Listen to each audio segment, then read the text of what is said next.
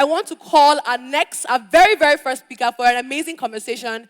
Let's please welcome the amazing Bunmi George.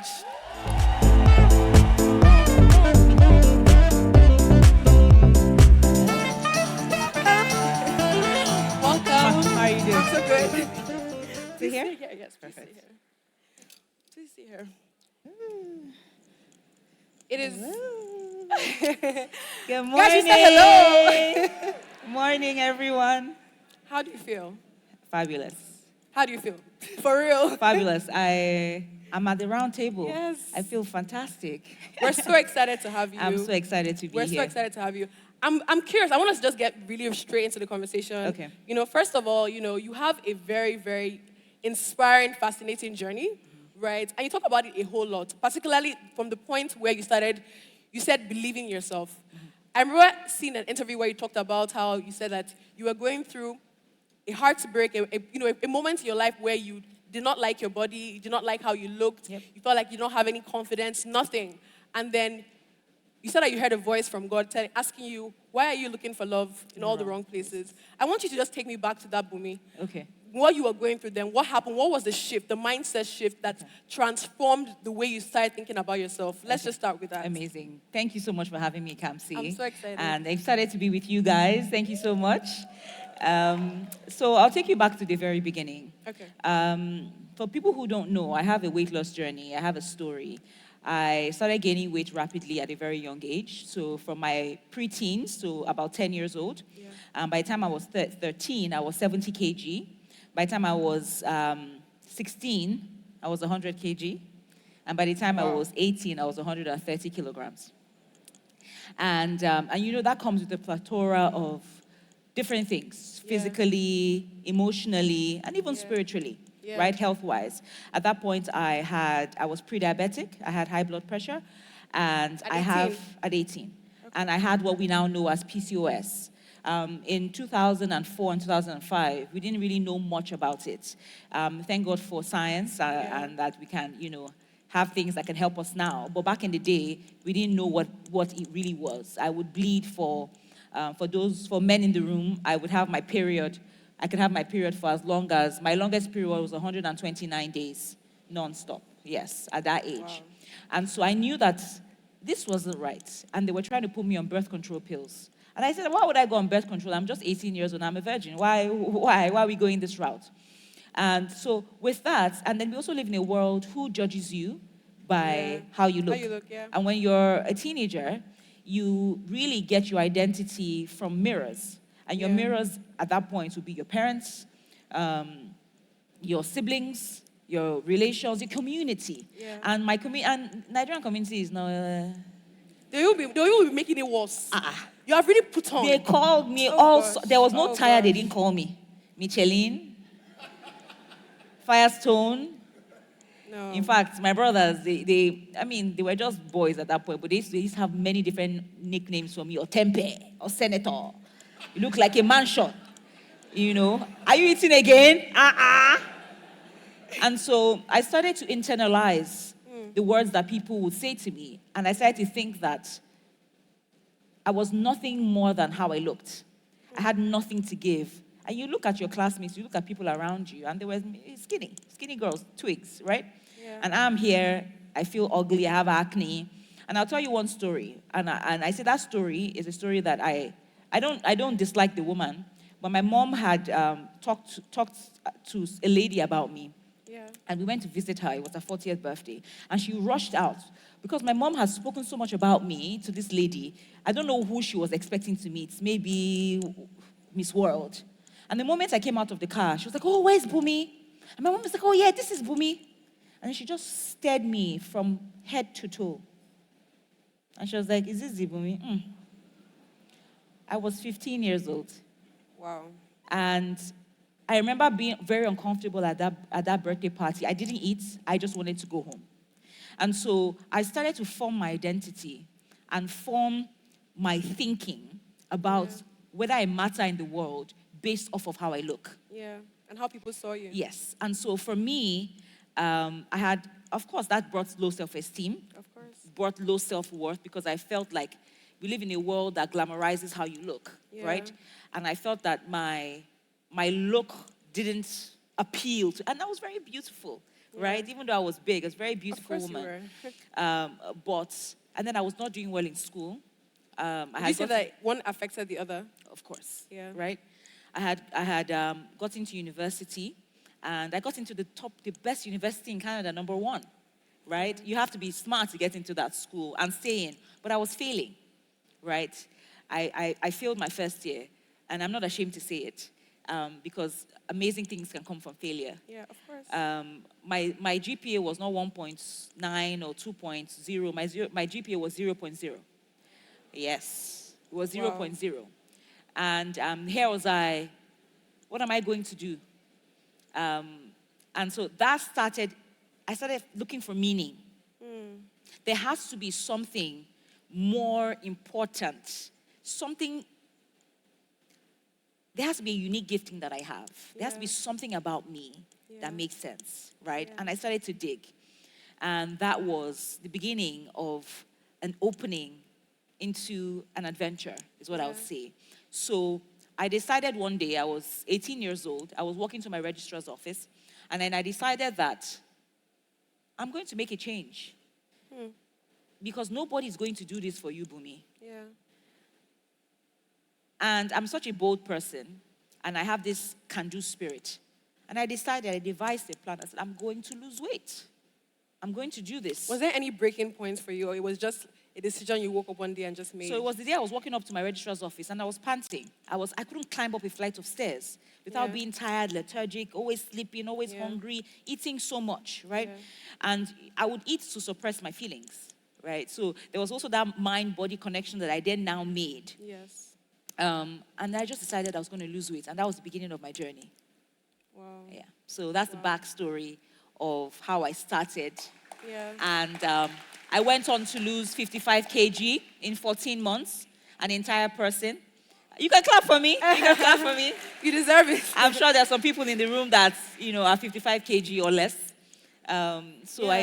It took a whole lot of determination and resilience.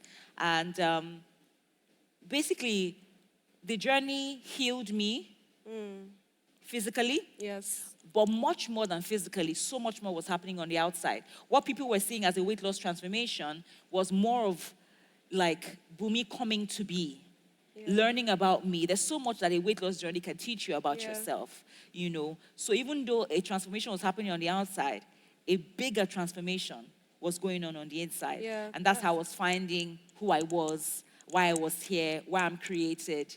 And that's it in a nutshell. That's so beautiful. That's such a beautiful story.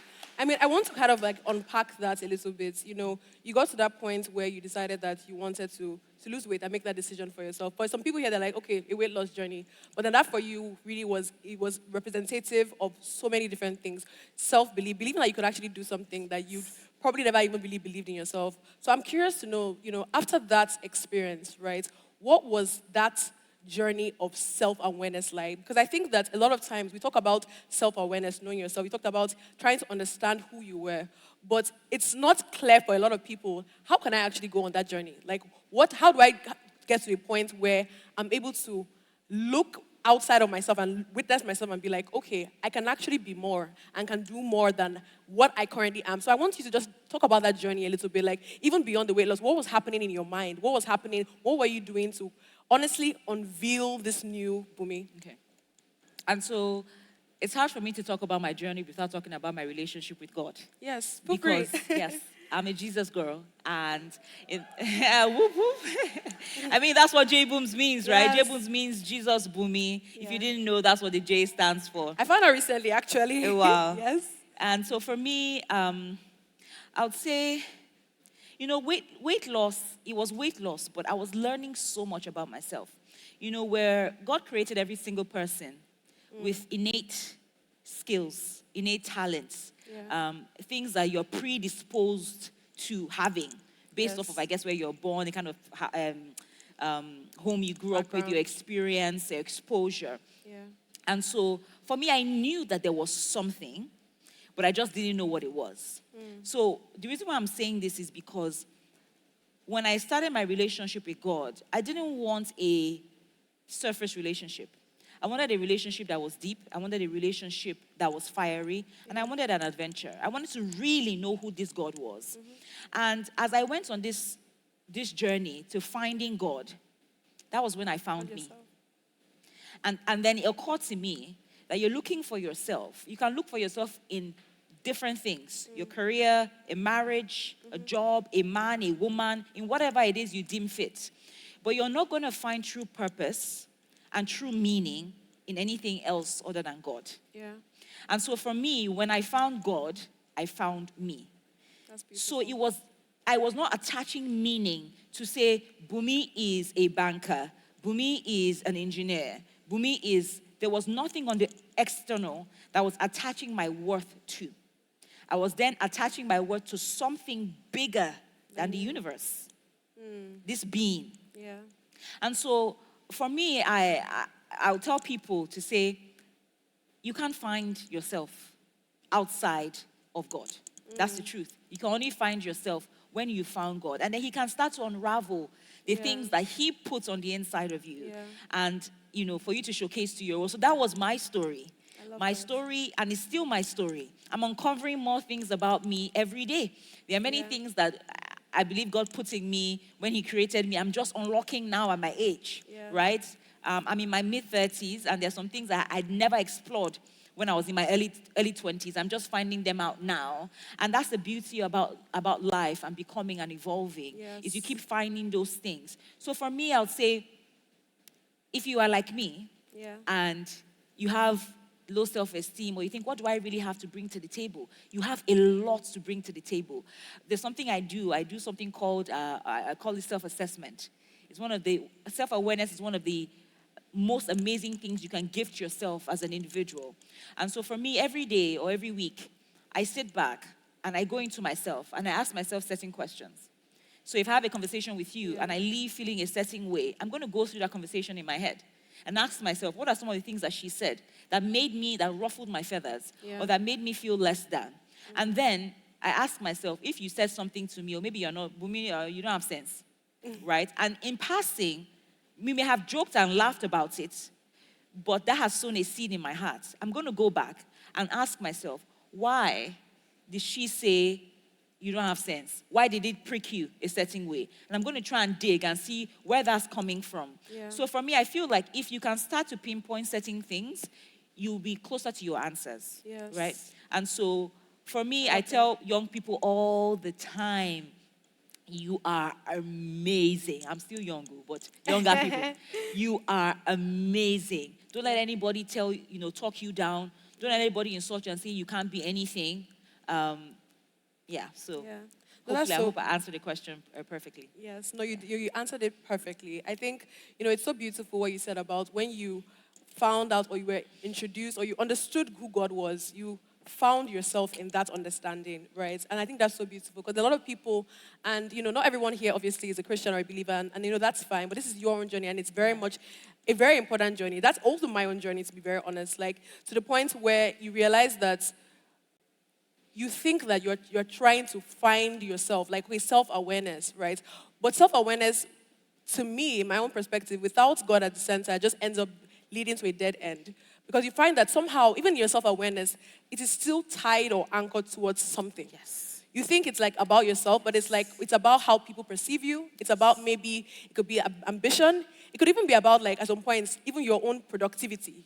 You now tie your self-worth to productivity. You tie your self-worth to your business. You tie your self-worth to your work.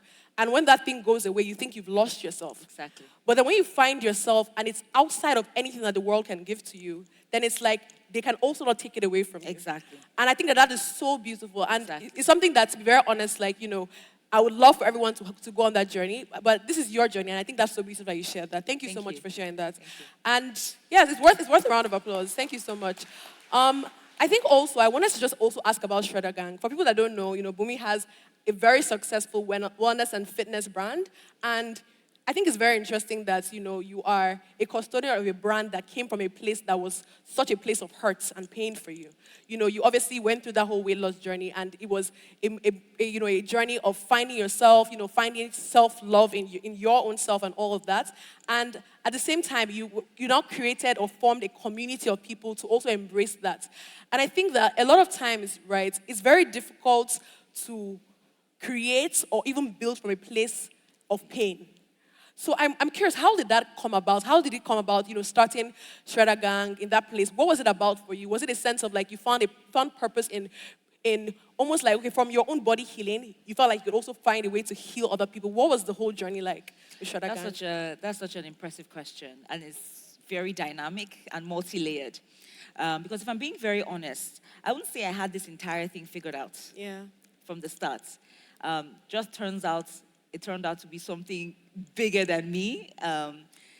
So from the beginning, I would say Shredder Gang happened to me. I didn't start out wanting to do Shredder Gang, but when people saw my transformation, it was only inevitable to say, Bunmi, can you help me as well? And before I knew it, many people started calling me to say, I want to lose weight, and that's when the light bulb went off in my head. And as an Ijebu girl, I was like, you better be charging a fee for that. Ijebu babes, don't play with our money, right? My Ijebu sister. We don't play with our money, so you better start charging a fee for that. And now before this, I had gone to go and get some certifications for this because I just really wanted to know how my own body worked. I didn't have a big plan. I didn't sit down and write a plan. A business plan on what I wanted Shredder Gang to be. That's why I say it happened to me. So when the calls started coming, I was like, okay, this seems like something, there's something here. Let's dig into what's here. And at this point, I had just, gotten out of school. I had my 2 degrees. What do I do? And that was when, again, the voice of God came to me. So while all of this was happening, I was leaning in. God, what are you saying? Where do I go from here? I'm 23. What do I do with my life? And then God told me. He says, you're going to move to Nigeria. Because I was living in Toronto at the time. You're going to move to Nigeria. And you're going to start an industry that does not exist. At 23.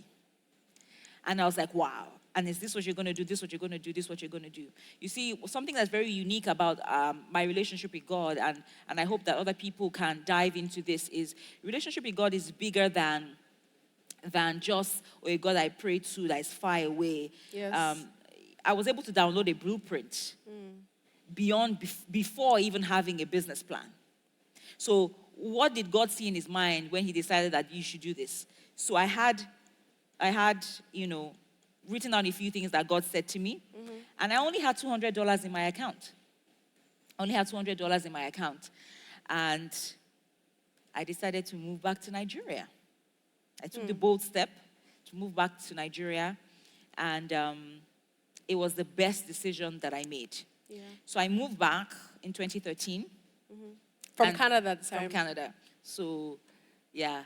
That's the opposite of what people are doing. Yes, right? So that's why I say to people all the time, there's something about sight. There's something about vision. Sometimes you need to remove yourself from an environment to be able to see how amazing that environment is and the value that you can bring to the environment. So something I say is that he took me out to bring me in. I love that. He took me out to bring me in. And I came back and I saw the potential that this could become. In 2013, even social media is not the way it was. It wasn't at all. It wasn't, right? So one of the first things I knew that I was going to do was it was going to be digital. Because for me, I was forward thinking. I knew that the world was going to get digital. So all this brick and mortar that we're doing is going to change. Of course. So those are one of the first things. That was my business model. It didn't make sense to a lot of people because, again, social media wasn't what it is now, right? So it looked like, what is she doing? How are you going to help me lose weight? How are you going to help me do this online? People said I was stupid. People said I didn't know what I was doing. People said I gave her 6 months, she'll come back. In fact, somebody told me about a month ago, she said, I never thought you would last in Nigeria. I gave you 3 months. Well, this is not even about this, but what's wrong with those people? Why are they looking at you and like, oh, I give you?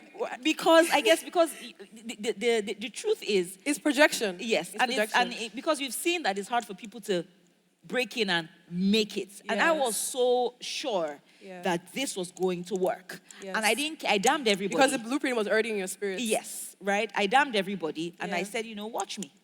Okay. Watch me. And so my first month I had 1 client. My second month I had 7 clients. And my third month I had 70 clients. 1770. No, so 1, 30, 30. 30 and 70. Wow. So and that was so impressive to me and was so mind-blowing, the kind of quantum leap Yes. I was taking, and it just kept getting better and better, Yes. from there. And so at what points did you realize, like, okay, this is not just a thing that I'm doing for the right now. This is something that I plan to continue to do. I'm continue to build this community. You see, the thing about it is, because this business, you interface with people all the time. Yes. You meet I've met some of the most amazing people doing my job. Yeah. And I then began to see that a lot of the things that I went through, other people as well are going through the same thing. And I said, this is no longer my story.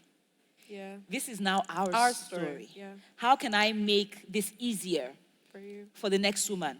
You have a baby. You look at yourself in the mirror. You hate what you see. You're like, who is this? I want to come by your side. I want to hold your hand and say, it's going to be okay. Yeah. I went through this as well.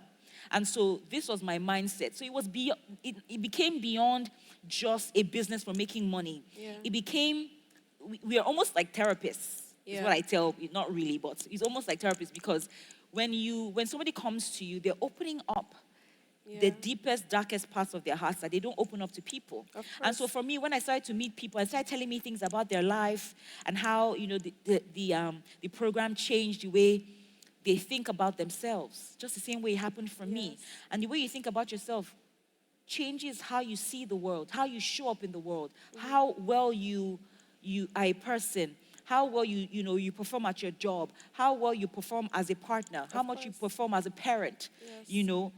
and that's when I knew that this is bigger than money. This is a community. So I started to lead community Yes. bigger than, and of course, value, money will always follow Of course, value, yeah. right? Yeah, it's so always. we started to form bonds Yes. in smaller groups where people will come and share. They'll meet other people that like them on the same journey. And they'll say, so there are other people that are this way to Nigeria. Or there are other people that are, feeling the same way I'm feeling. So this is not You felt just... less alone. Yes, this is not just, it's not just happening to me. This is something that's happened to a couple of people. And then we form that bond and we form that community. Yes. And that's just how we continue to grow and continue to Yes. grow. And we're 13 years now. 13, wow. That's amazing. That's amazing. Something I love that you said is, you had people, at the time when you were trying to move back to Nigeria, you had people who were telling you, oh, I will give you 6 months, I'll give you 3 months, it's not going to happen. But you already had your own conviction. You already knew what you were going to do. You already knew that this was the purpose in all of this, right? And I think that somewhere along the line, I don't know, and if it's something that happened before or during the journey, you started sharing a lot about your own story on social media. I think it's something that you've always done, but I saw somewhere you talked about how you don't consider yourself an influencer, but an influence. So I want to understand, what was that journey to even realizing that there was purpose to this platform? Because a lot of times, right, when we even talk about influencer, what are we really talking about? It really just means that you're trying to get people to maybe buy things or do things, and it depends on who, of course, is the influencer. But for you realize that it was almost like a platform for you to live out purpose. So how did you get to that point when you realized that a part of your journey was about allowing other people to come into their own story by witnessing yours? Well, this is a very emotional question for me. One of the first things I'll say is that certainty looks for proof, but conviction holds on to purpose. And for me, I say I'm an influence because what I do is bigger than influencing. Yeah. So I don't see myself as one, even though it's something I do. It's bigger for me that it's much bigger than getting you to buy an item, right? It's more about an ideology. It's more about saying, this is who you can become. I was able to do it. You can too as well. And so I started to share my story. And I've always shared my story from as far back as 2011. Even when I was in the trenches building, right? Yeah. I'd always shared my story. And people had always gravitated toward the things that I shared, right? And they had always, oh, this is insightful. Oh, this made me think differently about XYZ. You know, I'm also a little bit of a table shaker. No, you are. You definitely are. It lands me on Insta blog here and there. And so I started to share authentically the things that matter to me about life, about situations that I find myself in, about things that, societal vices. And I give my own perspective. I like to believe that I'm a very grounded person. And I just share. And so the more I was sharing, the more people were like, wow, that really impacted me.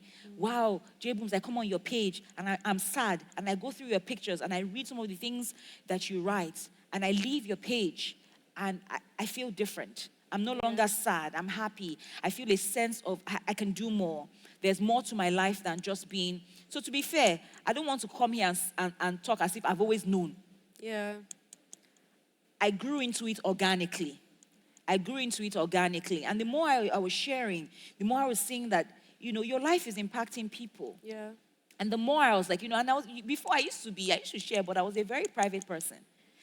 But again, who is the clay to tell the potter what he's going to do with his life? I remember when God told me, you're going to open your life as an open book and as a epistle for people to read, right? And from your life, many lives are going to be lit up and be on fire. So I said, okay. I didn't say okay at first, Sha. I battled with it a little bit because I'm just and I battled with it because I was scared about what people would say. I was scared I was going to appear cringe. I was scared that people are going to say, my friends are going to say, what's wrong with this one? Why is she speaking? Why is she talking? And some people say that, yes. Right? But who does she think she is? But those people are not my audience. Those are not the people that I'm called to. And it's important to note that you're not called to everyone. And those who are called to listen to you will listen to you. Yeah. But I will not stop talking because somebody said, why did she post that? Oh, there was a time people actually said that I share too much. Right? But I started to ask myself, why do you think I share too much? It has something to do with you and not me. You're projecting on me what you think is okay to share online, what we should share and what we shouldn't share, right? And I was like, you know what? There's something here to actually explore. And the more I shared, the more it was liberating people and more it was giving people the permission to also be them. Yeah. Right? And so for me, I continued. And for me, like I said, it's not about influencing. It's about purpose. Yes. It's about showing people that this life, a good life, an honorable life, a good name, being a person of integrity, finding your purpose early, making the right decisions, marrying right, having children that are amazing, living an honorable life is possible for everyone. It's not just for a select few. Yeah. And so I say to myself that when you look at me, you see that it can be done. And I want to say this to someone here, to say, give yourself permission to be you. Give yourself permission to be a leader. There's some of you are leaders. And people say, why is she feeling like she feel like a leader? Because I am.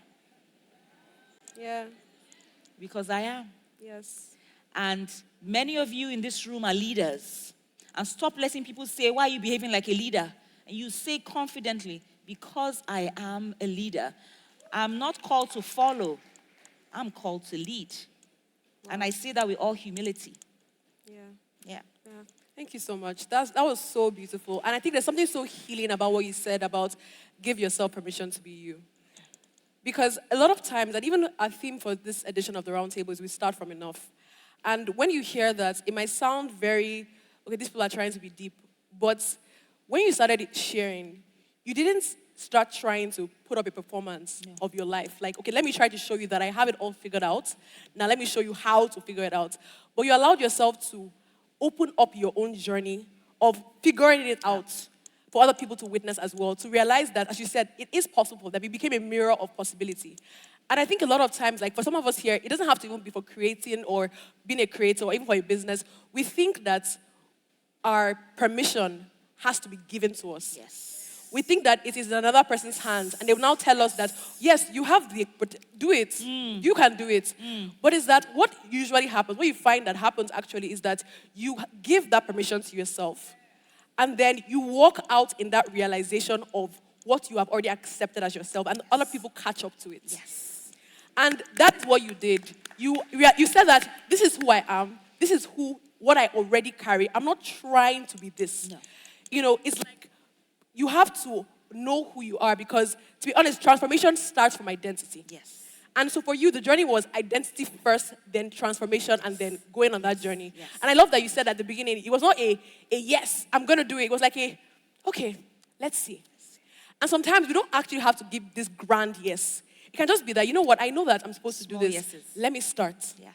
Let me start from where I am. What is the next step? What do I have in my hands? What do I have to hold on to? Yes. And as you said, whatever seed that you've been given, as you've been given, God will do the rest. Yes. Just plant it. Yes. Stop holding it in your hand. Yes. Yes. Plant it. And that's what is so inspiring about your story. I love that so much. I love what you said about clarity needs permission. No, certainty needs permission. Yes. And conviction is proof. I love that so much. Thank you so much for sharing that. So I also wanted to just ask, right? I think for a lot of people in this room, this idea of we start from enough, right? This idea of the fact that you are actually already enough where you are, it makes them think that you're trying to say that you don't have to be better. So I want you to kind of talk about that from your own life and from your own journey. How did you, at your own point, even from a place of, you've experienced a lot of, grief, loss, pain that you have somehow shaped into purpose. How did you do that? What was that we start from enough journey for you? I think for me, I just know I'm not going down. I'm not going down. And life may throw things at me, but in my spirit, I tell myself, I talk to myself a lot. This is not taking us down. And it's important. Your self-talk is very important. A lot of people have negative self-talk. Yeah. We have more than 70,000 thoughts every day. Yeah. And I'm sure for most people, more than 70% of them are negative or, are very pessimistic. So for me, from the beginning, I think I just told myself, Bunmi, we're going to do this. Even if we fail, we are going to try it out. That's always been my mindset. I'll give you a quick story. Just 2 weeks ago, I was getting on a roller coaster with my son. I haven't gone on a roller coaster since 2010. I'm old now. Why am I doing a roller coaster? Let me not go have an attack. Adventure. My son said, you must go on this roller coaster. And this, as simple as it is a life principle. Rather than run away from hard things, I engage them head on. Embrace it. I double dare myself. Yeah. Last, we fail. But you know what? We'll learn. Yeah. So I told my son, let's go. Let's go. Even though I didn't want to go, when I was going inside my stomach was turning me. I was scared. But I was like, let's go. I've done this before now, Bunmi. I mean, it's been like 15 years, but we can do this. Those crazy ones that... Oh, God, I hate them. We got to the top of to the front of the line, and they were like, oh, get in. At this point, my son chickened out. The boy child. He chickened out and left me. I was like, let's do this. He said, no, I can't do it. I'm like, Tesha, we can do it. He said, no. But I told myself I could have easily got off and used him as an excuse. But I also wanted to show him. Because children learn from modeling. Yeah. I didn't want to do it, but I said, let's go. I said, I told the person, I said, can you stand on the other side and wait for me to come back? She said, yes. And I strapped on. My heart was beating. As we got to the top and we're about to drop, I'm like, Holy Ghost fire. Who sent me? Who dig this pit for me? I can't jump inside. So I went on the ride, and it was the most 2.5 minutes of exhilaration. And when I was done, I was like, yes. But I said that to say, that is the mindset I have about anything that I want to put my hand on to do. I will always, even if I'm afraid, even if I'm shaking, even if I'm going to come and look stupid in front of you, I'm going to do it. Yes. I'm going to say yes. Because in that journey, I'm going to learn something about me. I'm going to learn something about people. I'm going to learn something that I have never learned before. And so when I wanted to do Shredder Gang, I remember I told one of my uncles, I said, I've come to do this in Nigeria. And even if I fail, and he said, you're not going to fail. Self-talk. You're not going to fail. And when he said that, that reoriented something in my brain. Just that thing. And I can never forget it. He said, you're not going to fail. And that's every time I approach something or I tackle something, I never see it as failure. There are many things that I've started and I haven't followed through with, you know. But I start it and I find that maybe it doesn't work out. But Maybe you learned from the failure. I learned from it. You know, it wasn't failure. Yeah. It was learning. Lesson. Yeah. Right. So for me, it's understanding that I'm going to be thrown different curveballs, but I'm not going down. Never. Because I will succeed. That is my mindset.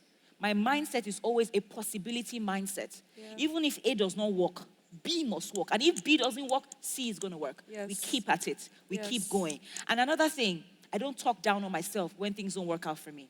Very important. I don't say, you're so stupid. Why did you do that? Why did you say that? No. Yeah. I tell myself, this doesn't work out. We move on. Yeah. Sometimes I cry.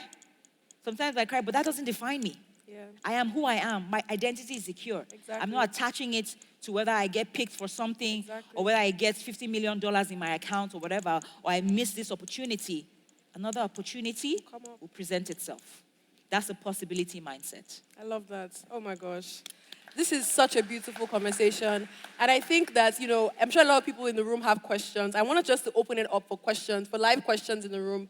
I'm sure the ushers can go around and give mics for people that have questions. And I would love for you to actually come forward, or if you're far, you can stay from where you are and just like raise your hand up. There's actually one person right here. Let's start with him. Yes. Questions for Bunmi? Okay. Hi, everybody. Hello, Bunmi. Hello, Kamsi. My name is Daniel, and I'd like to ask, for most persons that may have gone through what you went through, 14 months, 55 kg is an amazing feat. How were you able to maintain momentum when you got to that point? Because it feels like a peak to me. And some persons will get to that point and they'll be like, oh, we've gotten there, let's relax, let's not go through. But how were you able to keep going to the point where you've even built a community around what you do and you're now helping people feel better with their lives? Thank you. You know, success is not a one-time thing.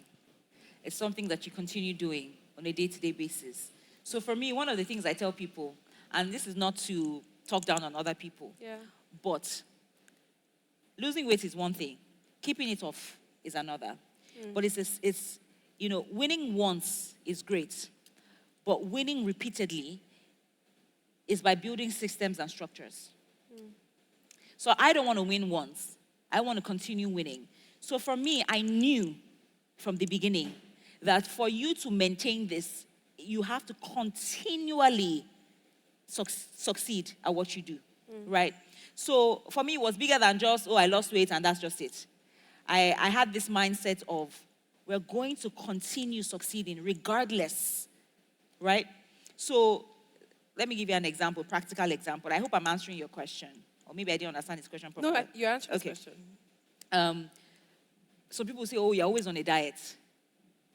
And I say, no, I'm not always on a diet. This is just the way I eat. I eat this way to maintain the weight that I have. And I think it's the same principle with anything, succeeding at anything, is you must continue doing what you did in the beginning to keep succeeding at that thing. You can't look at it and say, oh, I got to the mountain. I got to the mountaintop, and now I'm just going to rest.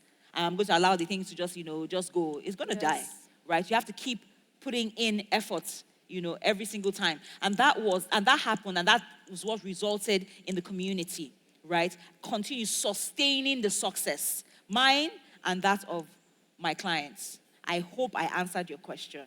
Okay, thank you. Thank you. Yes, thank you so much. There's one from the back, someone from the back. There's some hands at the back.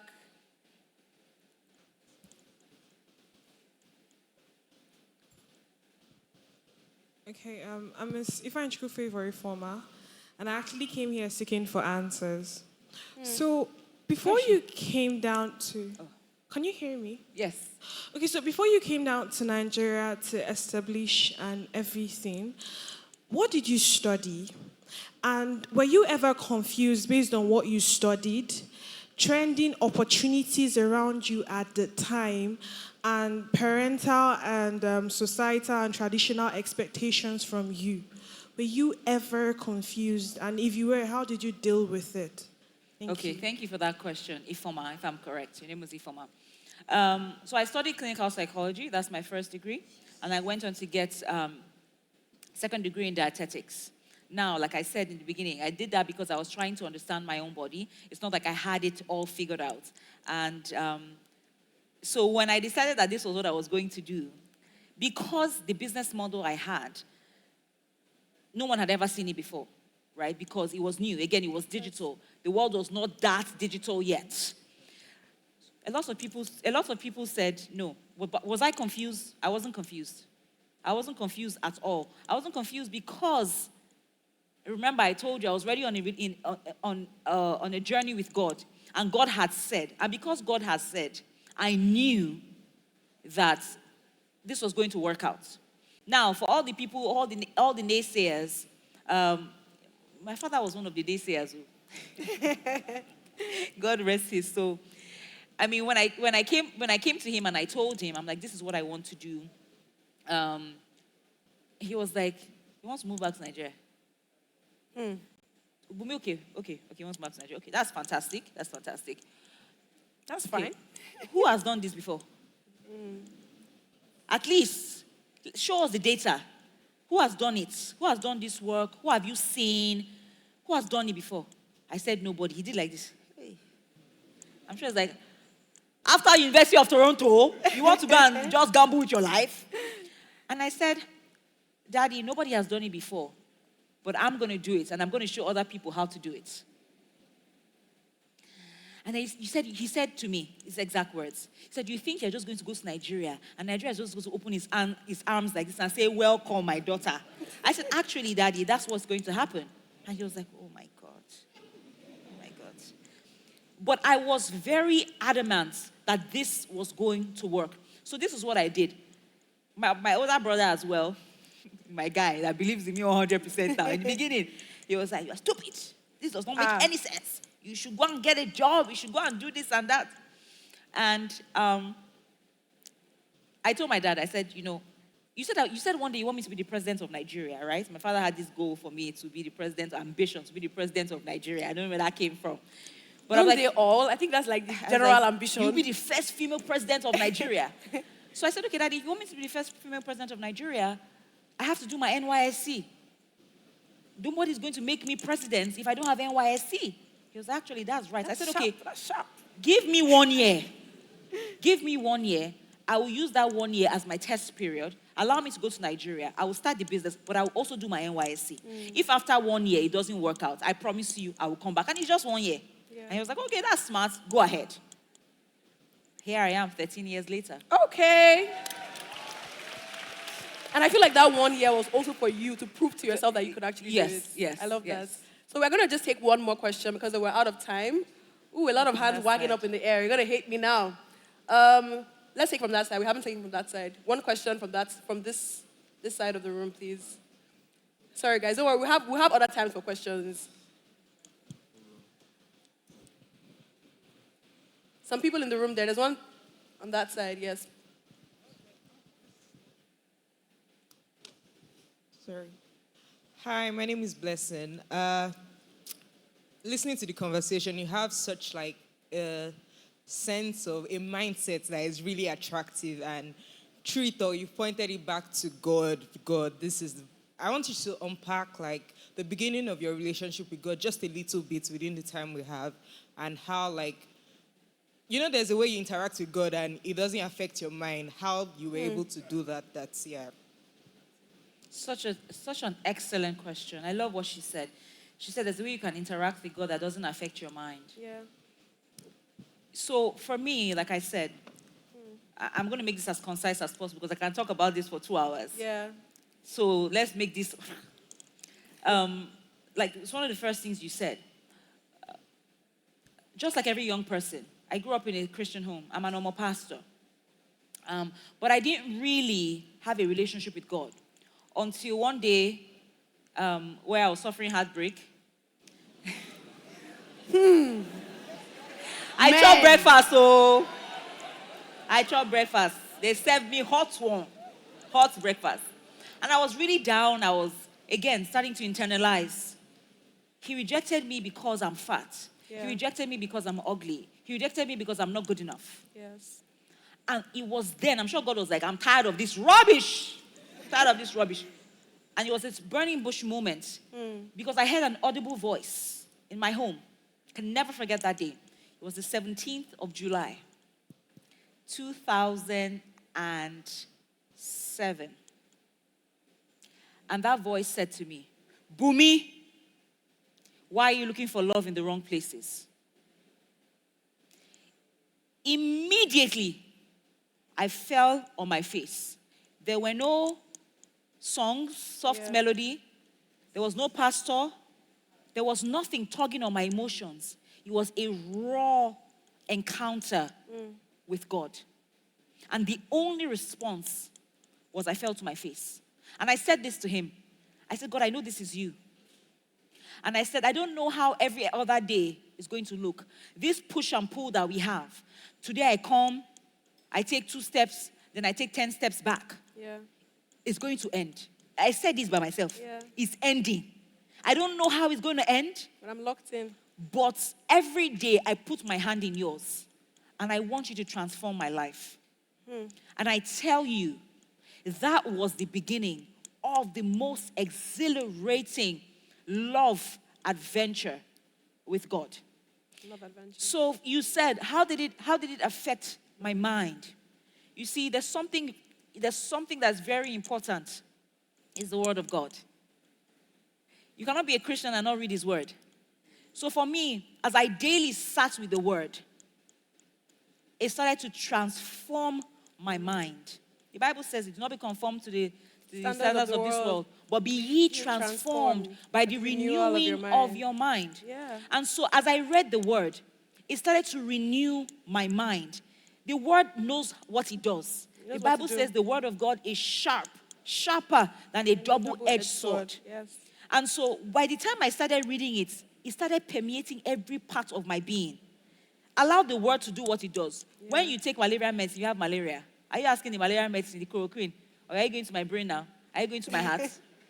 No, you just allow it to do what it does. And that's the same thing with the word of God. Yeah. As I started to daily, diligently, not read today and then forget it for the next 3 months. So every day, I have eaten the Bible, like if you see my Bible in those days, it was tattered. You know when somebody has eaten the word. I had eaten the word so much that it transformed me from the inside out. And so it permeated my mind. I also used to suffer from depression. Yeah. We didn't talk about that. I had serious episodes of depression where, and mine, I found out later, it had to do with the weather. Oh. So I used to have winter blues. So when it becomes like October, because there's no more as much sunlight, I started to get sad. Yeah. So once it's like 4 o'clock, it's dark. Yeah. So I found that from October to March, or seasonal from October to April, I'm depressed. And so by the time I then started to read the word, find myself in it, allow it to apply it to my life, things started to change. So I want to say something to her, to you, is be consistent. There's something about the power of consistency in everything that you do. Yeah. It's not starting and stopping, but being consistent every day. You may not be perfect. You may not be able to do 10 chapters or whatever, but I think one of the principles that has helped me in my life is the principle of consistency. Yeah. I don't start something and stop. Even when I try, I always tell myself, Bunmi, be consistent. And I like to say this all the time as well. I say, I may not be the smartest in the room. I may not be the fastest runner, but I will be consistent. Yeah. And I find that with most people, they may start out faster than you. They may be running faster than you. But you may not run as fast as them. Yes. But they stop. They lose steam. Yeah. But one thing about me, I'm going to keep going. I'm going to be consistent. And you know what? I will outrun you. Yeah. Because of consistency. Umi, thank you so much for your time. I'm sure that people in this room genuinely feel, I hope that people that are listening to this conversation actually genuinely feel seen in their own circumstance, in their own situation, and also know that they are seen by God through your story. Thank you for being such a ray of light, a force of light. And it doesn't just even end here. Like, even on your social media, you share so much of yourself, and it really, really does help people. Thank you so much for being here. Thank you so much. A round of applause for Bunmi George. I really appreciate you. Thank you.